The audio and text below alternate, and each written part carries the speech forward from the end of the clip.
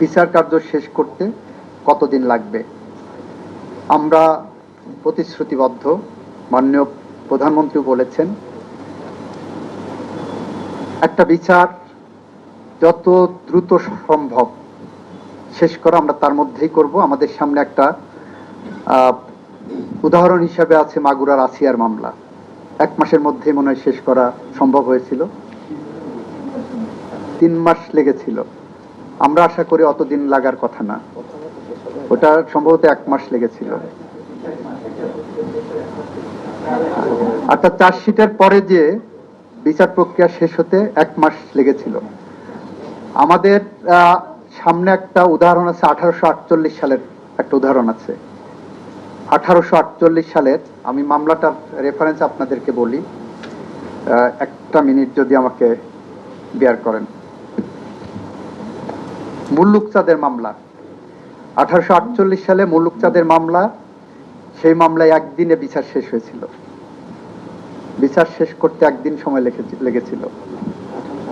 আমাদের এখানে আইনি যেটুক ফাঁক আছে সেটা হলো, সেটা বাদ রেখে যদি আমরা চার্জশিটে যাই, সেটা নিয়ে আমাদের ফ্যাটাল ইনজুরি থেকে যাবে প্রসিকিউশনে। ডিএনএ না করে এই মামলায় যদি চার্জশিট দেয় পুলিশ, যে কেউ হয়তো বলতেই পারেন 164 হয়ে গেছে, এরপরে ডিএনএ কি আছে? এই ধরনের মামলায় DNA is a very important piece of evidence. আমার যেখানে ডিএনএ করার সুযোগ আছে, আমরা সেখানে কেন করব না? একটা ডিএনএ রিপোর্ট আসতে কয়েক সপ্তাহ লেগে যায়, এমনকি কয়েক মাস লেগে যায়।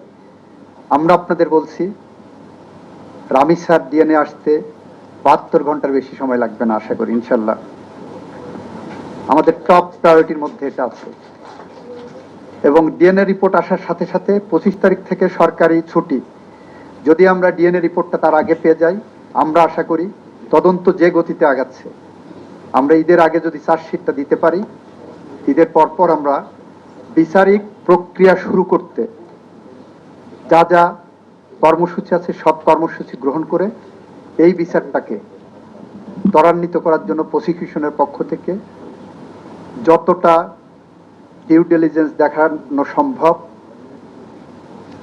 সাধারণ জনগণ, দেশে বিদেশে মানুষ এই বিচার শেষ করতে যতটা প্রত্যাশা করে, আমরা আশা করি সেই প্রত্যাশা পূরণ করতে আমরা সক্ষম হব।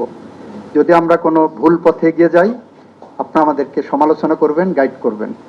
আমাদের সেখানে কোনো রকম কার্পণ্য এখানে থাকবে না।